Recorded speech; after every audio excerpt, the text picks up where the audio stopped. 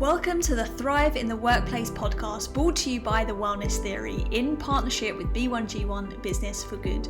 This podcast is all about uplifting organisations to thrive when it comes to all things workplace wellbeing.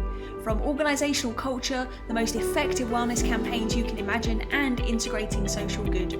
You will find insights, inspiration and information that supports leaders at all levels to implement best practices to improve engagement, performance and vitality within the workforce. We believe that workplaces can and should be healthy and sustainable for both the workforce, the bottom line and the community. And in this podcast, we'll show you how. And just so you know, for every listen this podcast gets, we'll be donating to a life-saving project aligned with the UN 2030 global goals. So thank you for being here and continuing the ripple effect. Without further ado, join us to thrive in the workplace and become a force for good in the world.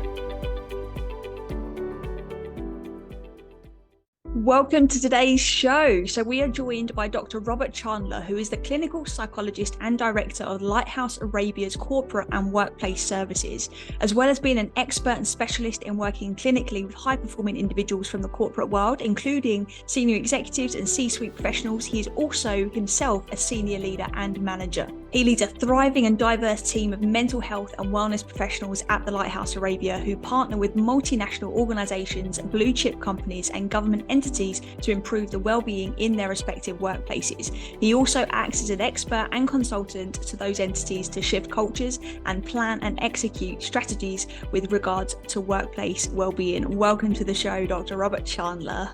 Dr. Robert Chandler, welcome to today's show. Thank you very much, Charlotte. It's a pleasure to be here with you. I'm really excited to have this conversation with you. Now, our listeners have just heard a bit of an intro about you, but I'd love for them to hear from you, just a little bit about you and perhaps why you do the work that you do and what's led you here. Yeah, that's a really good question. So, how to summarize it? I suppose the work I'm a senior leader here at the Lighthouse. For some of your listeners and viewers who don't know us, we are a community mental health clinic based in Dubai. We have a very large team of around 35 clinicians, and I myself am a clinical psychologist by training, but I'm also a senior leader.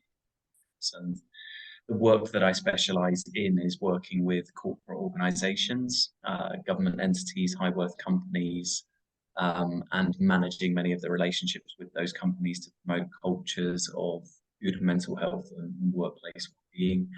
And I also work clinically with individuals from many of those companies, senior leaders, C-suite executive, etc. So the work I do is very versatile. I love the mixture of being able to work individually with clients from the corporate world, but as a senior leader here as well, really revel in being able to lead a thriving and dynamic team of clinicians here. In terms of why I do this, I guess that's a really good question. I guess there's two questions there. The first is why am I a clinical psychologist? And I think what led me into this field, maybe if you'd have asked me this, I don't know, 10, 15 years ago, I'd have said the usual stuff about I like to help people and all of that kind of stuff. But I think most of us come into this profession for that reason, but also to understand ourselves a little bit more on what makes us tick. And through meeting with clients and sitting and hearing people's life journeys, I think one also starts learning more about one's own psychology. So I think that's probably what drew me into the profession originally. But in terms of why I do the corporate work, it's just an area that fascinates me from a sort of academic and research perspective, but also from a clinical perspective. And again, I, as a senior leader, I find that when I sit with executives and companies, I learn more about myself as a leader. But I think, that there is so much going on in the corporate and workplace space at the moment in terms of mental health, and we've seen some really successful stories with companies and businesses, and I guess it's about trying to spread the word as much as possible and replicate some of that in organizations. So I feel very inspired doing this kind of work. I'm very drawn to it. That's a bit of an introduction. Nice. And it's so good that you're inspired by the work that you do and your team do at Lighthouse Arabia as well, because like that it just shows that it's coming from the right place. And I think there is a lot out there, particularly in workplace well-being, where there's a lot of people almost in it to make a quick buck and not necessarily really seeing the issues for what they are. And obviously your experience is, you know, extensive, particularly when it comes to those high-performing individuals and executives. So let's jump straight in then, and let's get you to shed some light on some of the common factors that actually drive burnout among senior leaders, and the link perhaps between mental health and burnout for anybody that isn't sure. Yeah, that's a great question. So I think, I mean, let's look at the statistics, and I'm not just going to reel off statistics, but generally we do find a higher prevalence of burnout and associated mental health difficulties in senior leaders. There is a direct correlation between seniority and increased risk of mental health and burnout. That research finding is clear. I think, and you going back to what you were saying there about being a number of different wellness providers, and maybe who don't. Again, I'm not here to sort of slander anybody or any organization, but I think workplace well-being goes well beyond simply issues to do with the workplace. And I think there are some organizations, companies out there who are thinking, right, if we just get the workplace right, we've solved it. And I would argue that the workplace is just one of like 4 dimensions. So, I mean, let's look at some of the risk factors in the workplace. So for senior leaders, they are in executive positions. They're making decisions. They're making high stakes decisions, which they are accountable for. It could be their job at risk if they're not executing those decisions or making the right decisions. These guys are often on call. The buck stops with them, so to speak. So they are fighting crises day to day. They are potentially more connected to their phones and to their emails. So there is a greater demand on their resources, and having to switch between different roles as a senior leader drains mental capital and takes its toll. I think there's a correlation with the number of hours worked as well. So we look at senior leaders, they are generally putting in more hours in a working day than more junior professionals. And of course, again, we all only have a limited amount of mental capital to spend. So I think the number of hours is a direct correlation as well. So those are the workplace issues. But as I said, I think there are 3 other dimensions as well. And I guess when I work with people clinically, we're looking at these other dimensions. And I would say that the psychological risk factors are a big facet. And what do I mean by that? I mean that most leaders have got something we would term kind of unrelenting high standards. Usually you don't get to a very senior position in an organization without being highly driven, highly motivated, and wanting things done to a level of excellence and at times perfection. That will take its toll. Again, and I'm just sort of sharing with you what I find clinically with people. Often senior leaders, their drive will come from some kind of early life experience. Now, whether that early life experience or early life experiences was not feeling enough, only feeling that they were rewarded or praised when they were attaining something to a high standard. Maybe they were from a politically unstable country, which taught them, you know, I have to work hard to get out. So usually there is something psychological within them that puts them at higher risk as well. And it could be about, you know, a particular mindset or, you know, having to go hard on themselves. So often there will be something about their internal psychology. So we start to see that when those workplace risk factors combined with the psychological risk factors kind of combine, that can place them at much higher risk of mental health difficulties and burnout. I think then, and I won't spend too long on this because I'm aware of time as well, but there is the social and contextual factors as well. And if we look at, and I'm thinking about normal distributions, if we look at the average leader, senior leader, executives, generally they are late 30s to 40s. They are more likely to be men, but sadly and unfortunately still, but they are. High rates of divorce in this group. Late 30s, early 40s, you start to notice a few more aches and pains than you did previously in your body. Maybe your body isn't functioning as well as it did previously. Maybe you've got some children. Maybe you've got aging parents. Older relatives are starting to pass away around you. And so this midlife passage, this age between like 35 and 45, for any human is can be a transition phase, but combined with that, the workplace factors. And it's a difficult period of time. And then finally, I guess the other dimension that, and I know you're interested in this as well, is the lifestyle. And so if we take those three previous dimensions, it can be more difficult to get 7 to 8 hours of sleep. It can be more difficult to exercise 4 to 5 times a week. It can be easier to optimize for convenience and order off the various delivery apps for cooking nutrient-dense food. So, yeah, very long answer, but essentially, I think workplace well-being is multifaceted, and I think some organizations make the error of just saying if we get the workplace right, people thrive, and I think it goes beyond that. I think you also had a second question as well there around sort of burnout and mental health. Can you just repeat that for me? Yeah, before I do though, it's really interesting that you shine a spotlight on those 4 dimensions, because I think anyone that I've ever come across that has experienced any kind of burnout, particularly they think it stems from the workplace, and when you almost like look behind the curtain, there's more going on.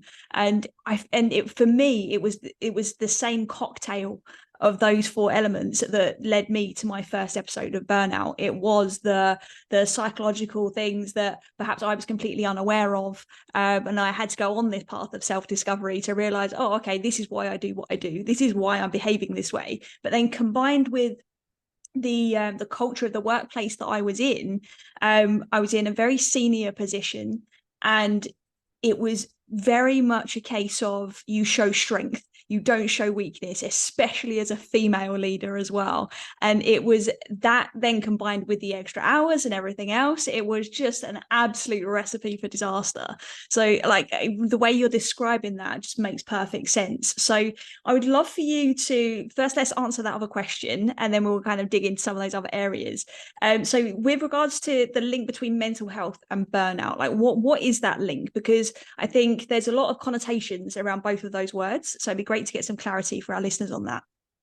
Yeah, so from a sort of diagnostic perspective, burnout is not actually classified as a mental health condition or mental health disorder.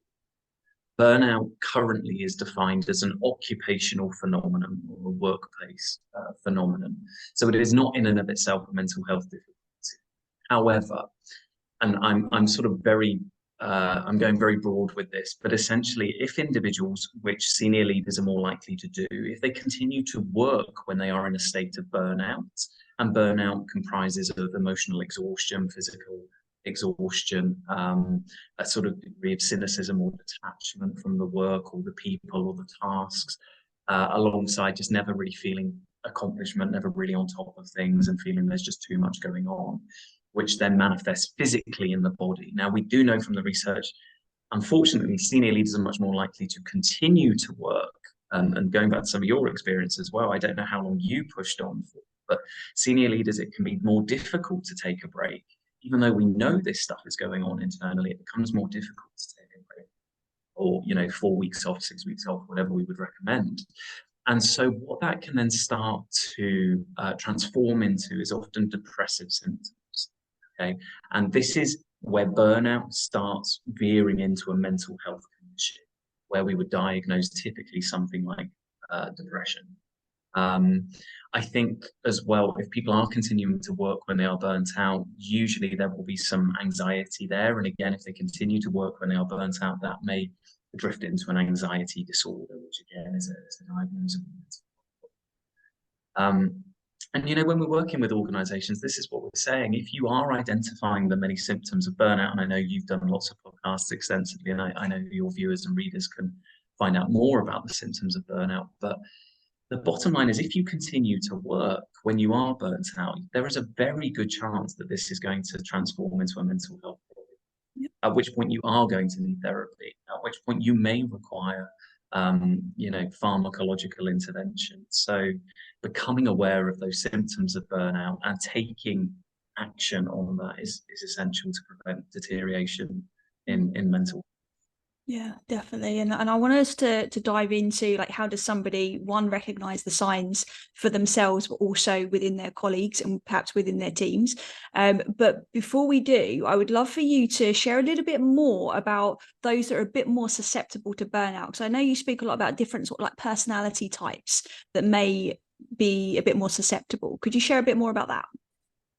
Yeah, I think, and again, sort of going back to the research, but combining that with some of my clinical experience as well. So that I think in terms of the personality facet, so we know from the research that out of every 10 people who burn out will have some degree of that concept I mentioned earlier, unrelenting high standards or perfectionism. There is, a very high prevalence. The majority of the people I have worked with previously who burn out have this desire to do everything as well as they can all of the time. And when we've got multiple work streams and tasks and projects, that will take its toll.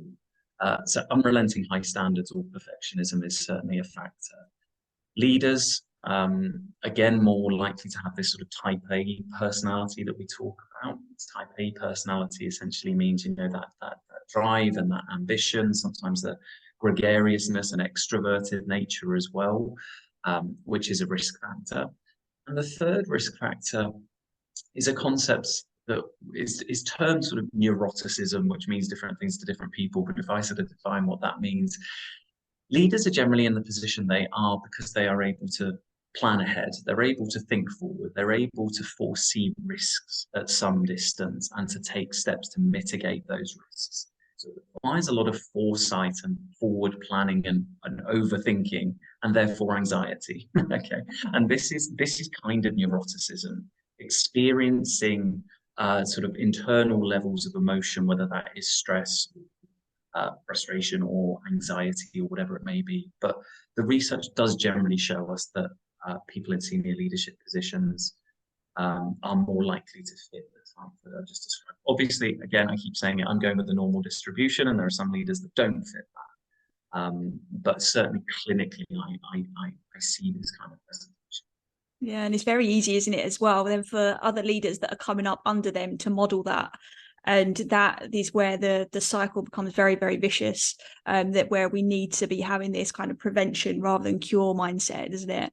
So talking about burnout then, and we've said already that it often goes quite unnoticed actually and unaddressed in the workplace, until it's too late and we're noticing the anxiety coming in, or we're noticing that disconnection from work, or people end up getting to a point where they just can't show up. They've literally burnt the candle right to the ground. So what role does the organization have in supporting leaders with their mental health and well-being in your opinion?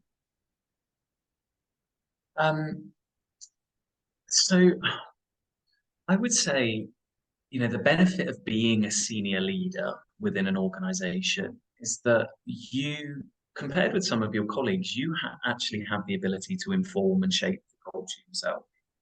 And, when we're more junior in an organization, it may be less easy to influence the culture. When we are in a senior position, we can advocate for policies around mental health, advocate for the need for a comprehensive strategy to inform workplace. As a senior leader as well, often our behaviours are sort of examined under a microscope, and we also speak through a loudspeaker. People hear what we say. So therefore, and I'm sort of including myself in this now, we have the ability to model to colleagues how important the mental health and well-being agenda is.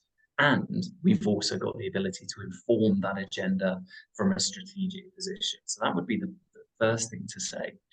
So I do think, and again, your organization does work that is very similar to ours.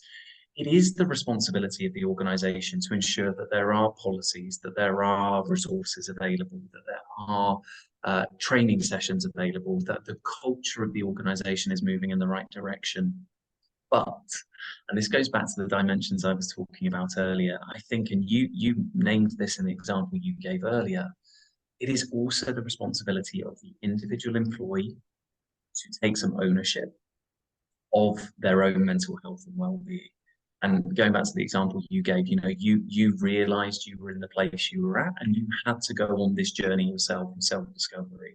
I'm assuming, and I don't know, and we've not had this conversation previously, but you had to examine your own mindsets. You had to examine how much of the quote unquote blame you were attributing to the organization versus actually questioning how you were engaging with the environment. And this is what I would, and what we do encourage organizations to do is, yes, you need to work at the strategic and structural level, but employees also need to take some responsibility and accountability. And when those two things happen simultaneously, that is when we really start to see things shift. And I don't know if this matches the experience you see with organizations as well. It really does, and it's so powerful when those two things happen. So I'll share with what, like, that personal experience that I had. It was a case of, I definitely had a phase of, well, I felt unsupported when it came to my well-being, but it was very much a case of I was very naive to my own well-being.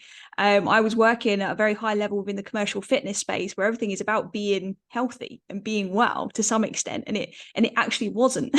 When we looked at the environment, we looked at the way it was being framed, it actually really wasn't. And therefore there was a lot of missing gaps and missing links, particularly when it came to mental health, emotional regulation, and then those workplace factors of workload and expectation and things like that.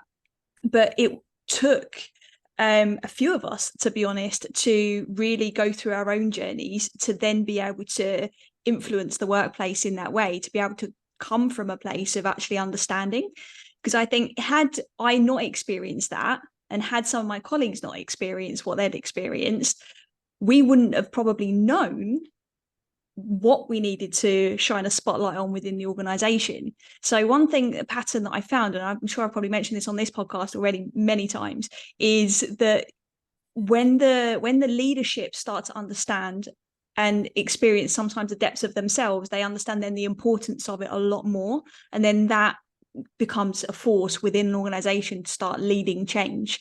So what if there's somebody listening to this, Robert, that's hearing us speak, and they're like, I get it, I hear you, maybe I'm experiencing some of those symptoms of burnout that you mentioned earlier, but I'm not quite hitting rock bottom. I know this is important, but maybe I don't really understand the depth of what this means to my employees and to our organization. Like, where does somebody like that start to begin to create positive change? That's a big question. Yeah, big question. I would start practically. Okay. You probably, like me, Charlotte, you go for your annual dental health checkup, you go for your annual physical health checkup. And I think a holistic well-being or emotional well-being checkup is a really good place to start. And this doesn't mean therapy. This doesn't mean meeting with a psychiatrist and going on medication. This means just meeting with a professional who specializes in working with leaders or in people from the corporate space, and just doing an independent check-in, because this is the thing with self-awareness, the thing we're trying to build. I don't know what I don't know. So therefore, I'm going to go to somebody who does know what they're talking about, who can make an independent assessment. And I think, my dream is one day we will all just go for our annual mental health checkup as well as an annual thing. In some respects, the person that you're describing, this person that may be noticing some of these symptoms, but hasn't yet hit rock bottom. And as we know, generally that's when people will reach out, when they've got nothing else to lose. And we know, of course, and the data is clear across every single mental health condition, prevention is better than cure. Catching something at an early stage is more likely to reduce treatment time, is more likely to, stay in work, much more likely to take confidence from that experience. So intervening early is necessary. And I don't know, maybe for some of your listeners as well, let's just be really frank about it. If you do continue to work when you're burnt out, if you are experiencing depression and you're not taking any remedial action, this is going to affect your life expectancy. Yeah. Okay. Now, you may not be experiencing it to a sort of rock bottom level now, but the body keeps the score, Charlotte, right? Yeah. And in the longer term, this is really going to impact you. So my strong encouragement would be go out there early, get checked out with an independent professional.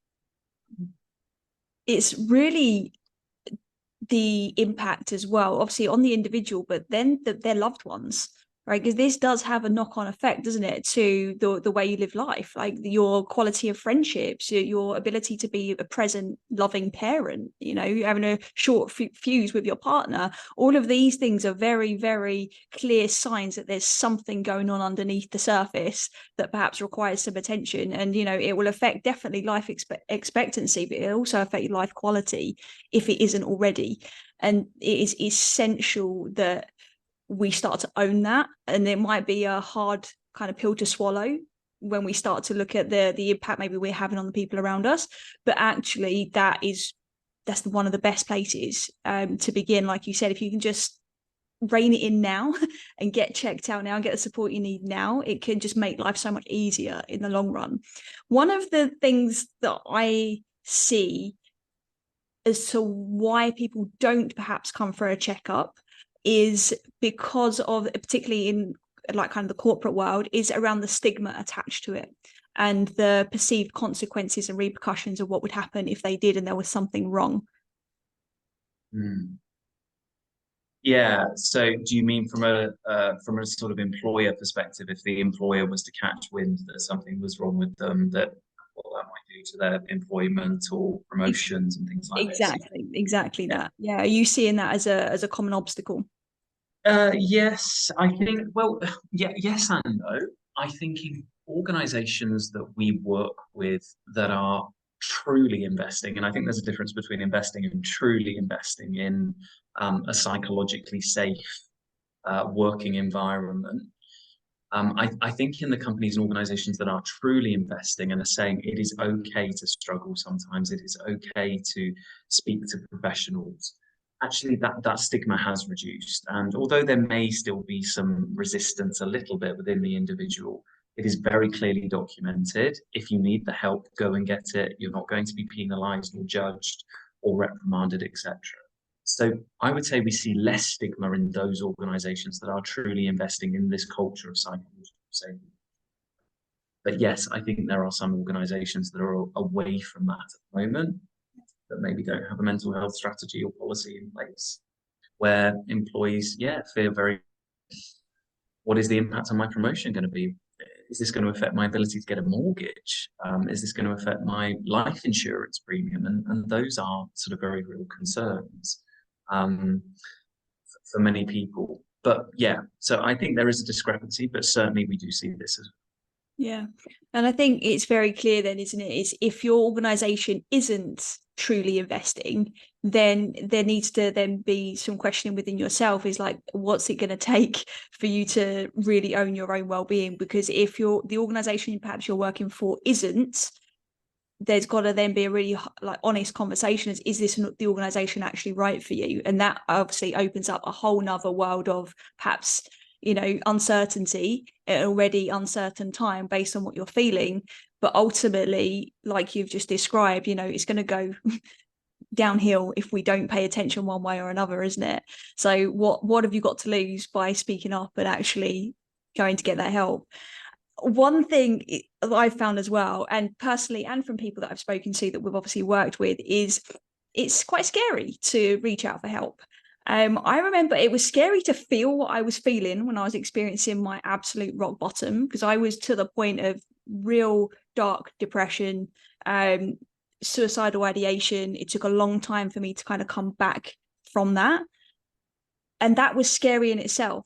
But the second most scary thing at that time was to actually reach out to a professional as well, because there was so much uncertainty and unknowns about it. What would you say to somebody experiencing that? well. Firstly, just grateful to you for sharing your own experience. And I would agree. I think over my career worked with many people who were not in the exact same position as you, but a similar position. And as you say, the next scariest thing is reaching out for help. And I think there are logistical issues there. Who do I call? How do I know whether to see a psychiatrist or psychologist? How do I know if they're any good? What is treatment or therapy or medication? What does that look like? I don't know the pathway or the journey. So we understand that, yeah, the journey ahead is certain. But I would say, sit with the uncertainty, tolerate the uncertainty of what the journey ahead may look like, and pick up the phone, write the email. And, it's like we often talk about when it comes to addressing anxiety, the most powerful thing you can do is face the fear. And at a point of rock bottom, that is incredibly difficult. Booking the appointment, picking up the phone, taking a relative or friend with you if you need to, getting somebody to help you make the appointment. But essentially just getting the appointment in the diary, because, and I don't know if this was your experience as well, and I don't know about the professional you met with for the first time, but usually at an initial session, people will describe what you just described. I actually feel really anxious and nervous about being here. I don't know what this is going to look like. I don't know how it's going to go. I don't know if this is going to help me. But usually 50 minutes later, there's this big sigh of relief. Yeah, 100. That's exactly what it was for me. So I remember, I was definitely at one of my darkest moments, and I remember writing an email. It was like, I think it was 2 o'clock in the morning or something like that. So I couldn't phone anybody. And even if I could, I still think I probably would have chosen the email because it was less scary at the time. And I wrote the email, and this lovely lady sent a reply, and I got an appointment the very next day. And it was definitely one of the best things I've ever done. 100%. Yes, it was hard, 100%. But like you said, there's just this relief. And I remember walking out of that appointment thinking, oh, I'm just human. I'm actually a bit like everybody else to some extent. Now, I know obviously not everybody might suffer to that extreme, but it was this knowing of, okay, there is light at the end of the tunnel, quite literally. And it was and if I can just pick up on that, Charlotte, as well, because I think it's a really useful point, and I as a mental health professional really want to make this point.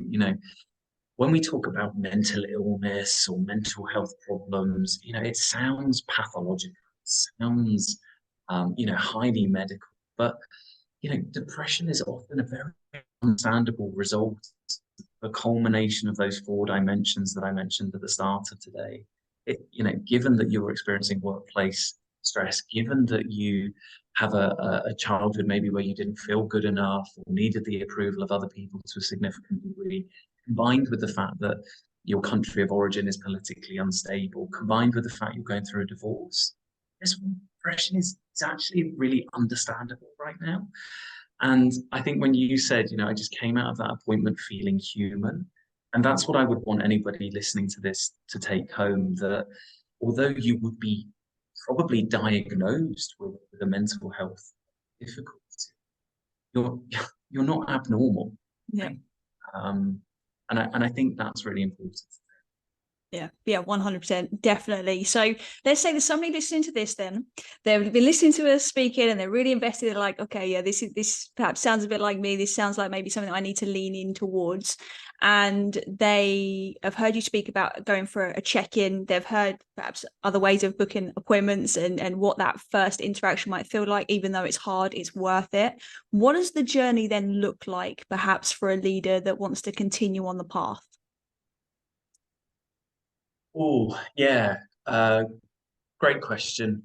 So again, I'm speaking from the perspective of a clinical psychologist, and so I think the first thing to do if you are a senior leader or executive is to really try and find a professional that is very used to working with people from the corporate space. And I'll be honest, not all psychologists, psychiatrists do this kind of work, because there is.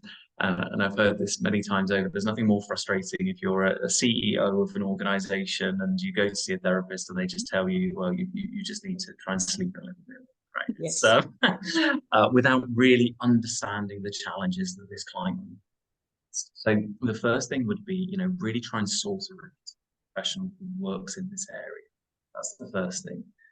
And then again, I'm just going to give a broad overview of this. So I think treatment or therapy or whatever we want to term it essentially looks like several phases. And I think that first phase is what we would call an assessment and formulation phase. So this might be, one hour session, it might be 2 sessions, it might be 3 sessions, it might be 4 sessions. But in that assessment period, what we're really going to try and do is pull together elements of those 4 dimensions that I mentioned at the start of today: the workplace factors, your own internal psychology and your background, socially, what's going on for you at the moment, contextually, and then also your current lifestyle, pulling all of that together into what we call a formulation, which basically explains, why am I going through what I'm going through now? Once we've got that very comprehensive picture, and again, maybe that takes 2, 3, 4 sessions, what we then go towards is, right, we're now going to have another 10 sessions or 12 sessions or 14 or 20 or however many.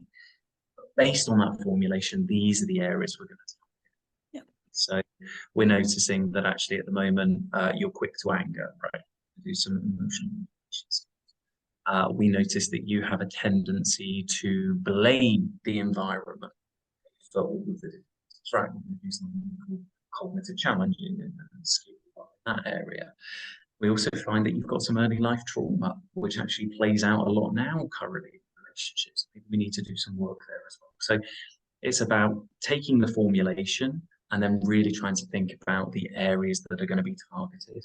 I'll be honest though, again, clinically, from my experience, it can be that, I will work and have worked previously with executives, and Charlotte, all we need to do is get them sleeping 8 to 9 hours a night, drinking some water, taking breaks in the day, and working out a little bit more. And we see symptoms of depression go from sort of moderate levels to subclinical levels. So for some people, it can be that simple, but we would still go through the kind of assessment and formulation to really point to that. I don't know if you've seen the research as well, but and this is sort of a well-founded idea now, but there is a correlation between depressive symptoms and upper body strength across both men and women. Yep. And so sometimes it can just be a case of, right, let's get you sleeping, let's get you to the gym, right, let's get you benching, and symptoms of depression can certainly reduce. So, but it's all about the formulation and really trying to understand what is going on and where it needs to. Yeah, that's so powerful, and it's really interesting to listen to your approach there. Here at the Wellness Theory, we, with our coaching clients, we have something called our stress awareness or our performance pyramid. So it can be a cause of stress, it can be a source of absolute optimal performance, and at the baseline of that performance is that kind of root level, which is all of the things you've spoken about around, like, what do we believe perhaps about ourselves, what do we learn to believe about ourselves, how are we identifying with certain things, how are our emotions, all of these kinds of things at that root level. Then we have our health, which is all the things you've just mentioned there. It's like about, are we sleeping, how's our nutrition, are we moving, how are we breathing, how are we actually like regulating ourselves. And then that life level is very similar to kind of your social dimension by the sounds of it. There is like what's actually happening and what's happening on a day-to-day for you, and then bringing all of that together in a way that makes sense for the individual just starts to, one, bring that level of self-awareness to a heightened space, but also to highlight that number one, like, biggest leverage point that they can focus on. For me, and like you mentioned, the type A's that are out there that are usually very goal driven, it's very, very important, I found, to have that framework and to know, okay, this is the next step. This is the next step, even if it's not the whole pathway. And even if we don't know what that whole pathway looks exactly like yet, because there's more exploration to be done, knowing that actually we can start to figure out these breadcrumbs, it makes a world of difference to then be able to really follow through on the results really that we look for, which is better mental health, right? Or physical health or well-being. Yeah, for sure. And I think with any plan, and I'm going to pick up on this point because I think it is important for your listeners, this does require a degree of commitment. What you've just described, to follow this plan and to take this path does require a commitment. And I think sometimes and I don't know if you experience it, but sometimes people will think if they come in, they do the session, they're expecting the magic to happen there and then. But it does require a level of commitment. Also requires, and I've mentioned this already, but again, I will make the point, it requires me to assume responsibility.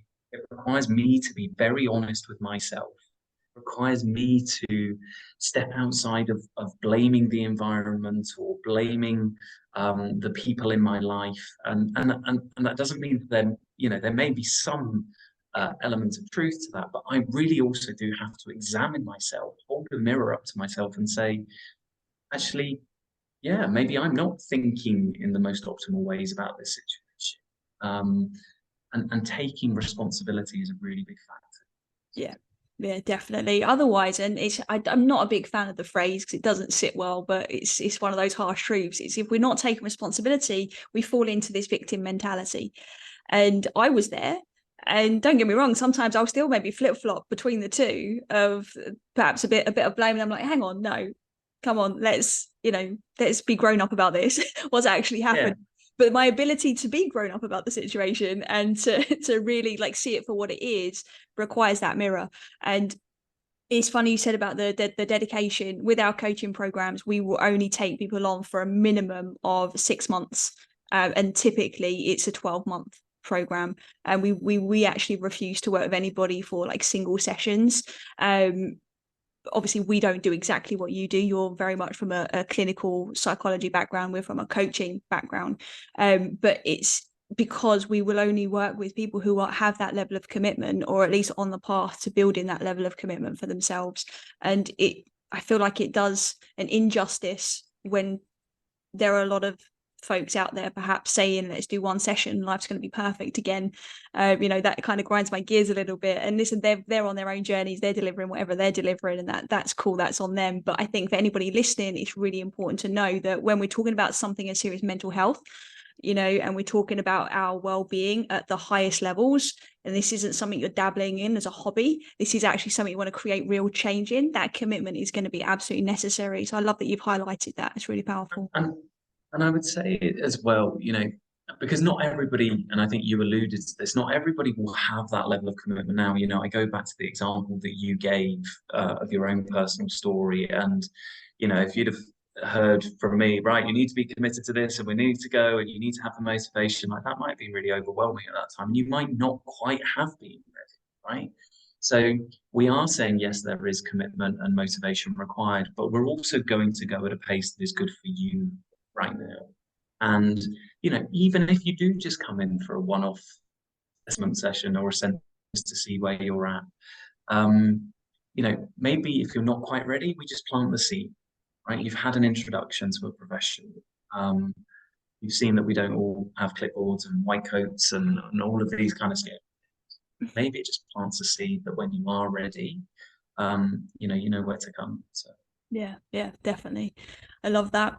So listen, Robert, you've already shared, I think, some kind of tools, tips, strategies for leaders that are considering to maybe embark on this journey of improved well-being. And you've very kindly said as well that our listeners are welcome to attend your community webinars that you host and support groups that you host through Lighthouse Arabia as well. Do you want to share a little bit more about those for our listeners? yeah, so part of the mission of the Lighthouse Arabia is that we hold our community at the heart of everything we do. The Lighthouse Arabia is a community mental health clinic, but we were actually born out of something called the Raimi Grief Centre, and started sort of 12, 13 years ago, actually, by providing free of charge services for the community, for anybody that may have been grieving the loss of a loved one. All of our grief services here at the Lighthouse are still free of charge, and if people are grieving the loss of a loved one in their life, they can check out our website to find out more about that. But alongside that, we also offer a number of other free services. We have, as you mentioned, our community support groups on a range of different topics. Living as an expat in the UAE, all of our grief support groups, single parent support groups, too many to mention, but again, they are all on our website. They are completely free of charge and part of our commitment to the community to make mental health care accessible for everyone. And we also host on a monthly basis a good number of free of charge community webinars for the corporate community. And yes, you can get a representative from your organisation to reach out to us on the mailing list. Amazing, brilliant. I love that. I love what you're doing for the community. It's so powerful, and it's something that I wish we would see more and more of. So I love that you're leading the charge on that so much. And speaking of leadership, you're a leader yourself, obviously, not only in the workplace, but also at home as well, right? So you're a dad, you're leading diverse teams, you're helping other people with their well-being. So how do you stay well? And perhaps how does the team at Lighthouse Arabia support you also in doing so? Oh, good question. How do I how do I stay well? Um, Again, I think one of the privileges of doing the occupation that I do is being able to sit and listen and hear the stories of people around me. And I do truly subscribe to this idea that if I'm guiding people on a path to well-being, it would feel insincere or almost hypocritical if I wasn't doing at least some of that stuff myself. I'm also very lucky to have the knowledge, I guess, of the things that work. So for me, I sleep 8 to 9 hours per night, and it's something that I don't compromise on. I do have two young children, and obviously they're, when they were a little bit younger, there were many broken nights. But yeah, I go to bed early. I sleep well. And life's just better. Life's just 20% better when you're getting 7 to 8 hours. So I prioritize that. I work out, I train 4 to 5 times a week. Again, it's something that I don't compromise on. And again, from my own personal experience, that does mean saying no to other things. That does mean saying no to doing some school trips, finding alternative solutions. It does sometimes mean that I can't do meetings super early in the morning. So there are costs to this. Yeah. But again, and this I think sometimes is the work that we're doing with our clients as well. It would be easy for me to say, well, I can't get up at 5:30. I can't miss the school. But actually, as we've said throughout this conversation, taking accountability, and again, I don't particularly like the term, but not making excuses. And this is a priority. So those basic lifestyle factors, I think, really help me. Yeah. So eat well, sleep well, drink water well, and and of course exercise. But I think, and I don't know if it's that I was being blessed with, or whether it's a skill maybe I've developed through doing the kind of work I have. But I think I also have an ability to compartmentalize. And what I like to think I do as well is, when I'm here with you in this podcast, I'm here with you and I'm present. And when I finish this task today, I will very deliberately just walk around the clinic for 10 minutes outside and without a phone and without distraction, and just do that very mindfully and presently as well. And when I'm with my kids tonight, again, I won't have a phone and there won't be a distraction. I will be with them. So I think there's something for me about, and again, I don't know whether it's a skill or it's just something I have, but this ability to just kind of focus on what I'm doing at that time. So that really helps me as well. And then I don't know, and I don't know if this is a question you're going to ask as well, but I maybe as we're here, I think there are some things that I see leaders do well. Leaders who can get on top of their workplace well-being and their mental health. There are themes and patterns, and I think some of the things I just mentioned are core. But I think there are other things as well. I think, and maybe these are some ideas for your listeners to think about, but leaders I see who get on top of their mental health and well-being generally have something outside of work bigger than themselves. What do I mean by that? Whether that's a religion, whether that is another role as a father or as a football coach, or as somebody that's very into nature and ecology, but there is a dimension of them that is not about work. There is a very sort of human or spiritual or occupational part of them away from the workplace. And I think what that helps to do is to just work in perspective. One day we're not going to be here anymore.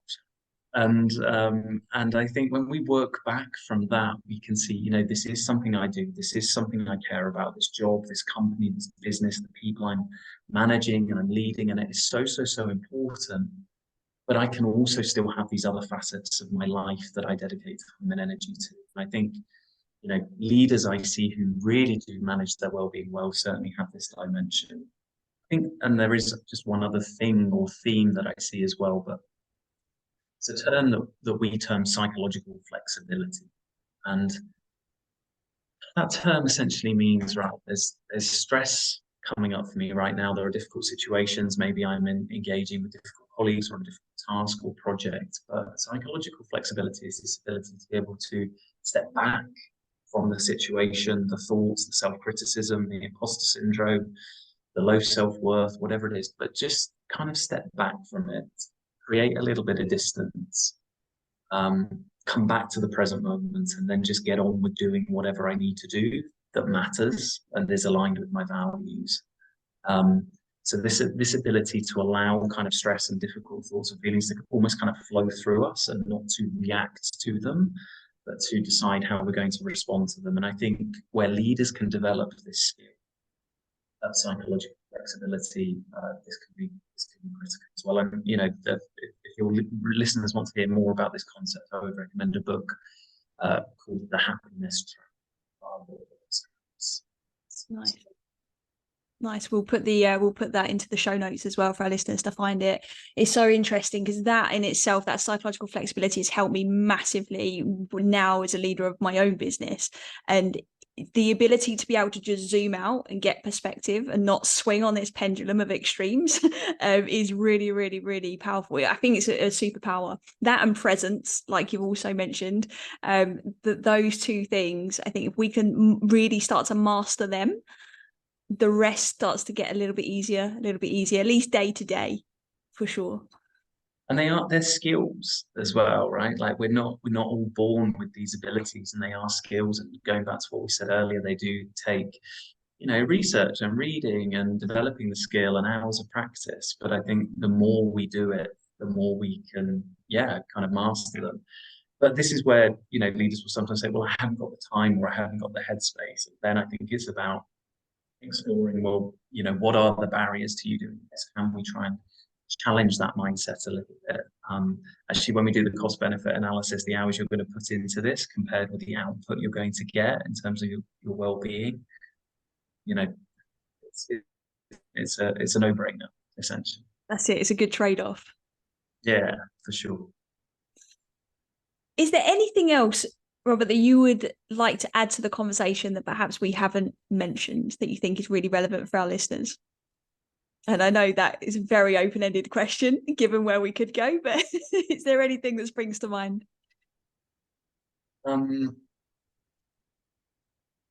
What else would I say in addition to our conversation? I would say that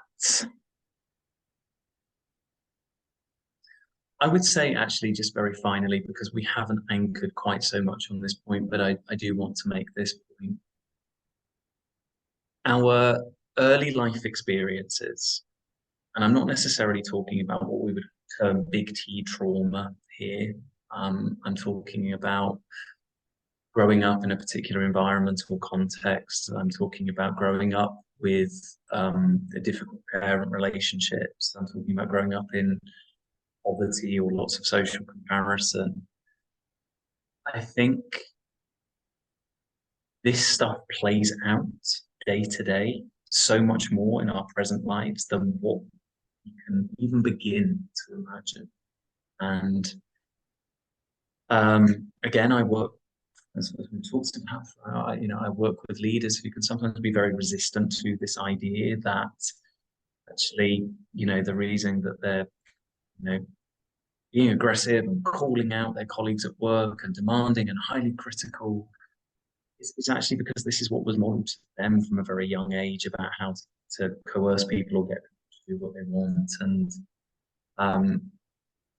And as I say, the work we do here, just to bring it to life, so often what we will do with a senior group of leaders is this sort of self-leadership journey, this kind of almost early life discovery, to hold up a mirror to these previous and former parts of them. Now, this can be a very intimidating process, overwhelming and scary, but I go back to this idea that our early life patterns of relating to ourselves, the world, and other people play out now far much more than we could care to imagine. And I think if we're truly trying to be the most productive, efficient, high-achieving employee leader that we can be, it really does require us to go back to these parts of ourselves. And this doesn't mean years and years of, psychoanalytical therapy and laying on a couch and silence and all of this stuff, but it does just mean doing this assessment of, why does that particular colleague trigger me? What is it about them or their style? Who do they remind me of?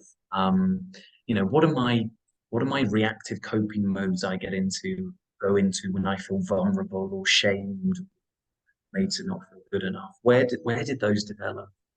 And I think that self-awareness is critical, because that then enables us to respond from a very healthy, wise, and you mentioned it earlier, adult place, rather than just reacting day to day and just assuming this is who we are and the way to do it. So I don't know, that was a very long-winded explanation, but I guess in summary, please don't underestimate the impact of early life experiences, and not necessarily trauma, but the impact of early life experiences on how you function as a leader. Yeah, thank you for sharing that, because it's so, so relevant. I would love to see a future, particularly in the workplaces, where part of leadership training is diving into that. I was promoted into my first kind of early junior management role way too early than what I should have been. And had I have been perhaps nurtured a little bit along the way with some of these skills and understandings, I would have been an even better leader than what I was within a big corporate environment, and I would probably be an even better leader than what I am today. So I think that the sooner we can get this access to ourselves, these understandings of ourselves, the healthier I think we can all be. And that then has a positive ripple effect. Like we said earlier, we can have a negative ripple effect when perhaps we're burning out, but this can lead to so much more. So I really appreciate you sharing that, Robert. Really, really powerful. So before we wrap up, there's one more question I want to ask you, because as you know, for every listen that our podcast gets, a donation is going to be made to one of the 2030 Sustainable Global Goals. And we do this to demonstrate how easy it can be for companies to fulfill their corporate social responsibilities by linking simple actions that may already exist inside their businesses to do something good in the world at the same time as doing something they would normally be doing. And the goal you've chosen to support with today's episode is goal number six, which is clean water and sanitization. So I just want to ask, why is this goal so important to you?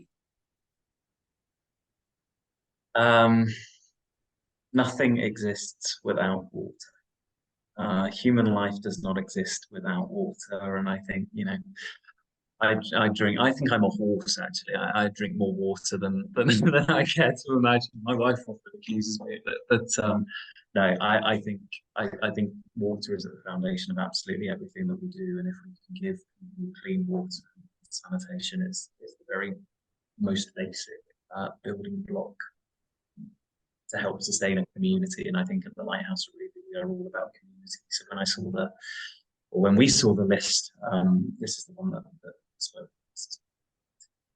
I love it. Brilliant. Thank you so much, Robert, for being here. All of the links to where our listeners can find you will be in the show notes. And just a big thank you for the great work that you're doing, not just at Lighthouse Arabia, but as an individual as well, and the way you're leading this charge around the region. It's really, really good. Thank you so much. Thank you, Charlotte. Thank you. I really appreciate that. And it's been an absolute pleasure to be here with you today. Thank you. Today's episode was hosted by myself, Charlotte Stebbing-Mills, the co-founder of The Wellness Theory. If you enjoyed this episode, please do subscribe and share with someone who may benefit, and be part of our mission to help people realise when they're healthy and well, they can be a force for good in the world. I just wanted to share some more about our partner, B1G1. B1G1 is a global movement that enables businesses to incorporate effective impact creation into their everyday activities in a simple and powerful way. Through B1G1, businesses can choose from a wide range of verified projects around the world and integrate these impacts into their business operations. The core concept of B1G1 is that every business transaction or interaction can be directly linked to making a positive impact in our world, whether it's providing access to clean water, supporting education, planting trees, or addressing social issues. B1G1 enables businesses of all types to make a real difference. To find out more about them, visit their website at b1g1.com.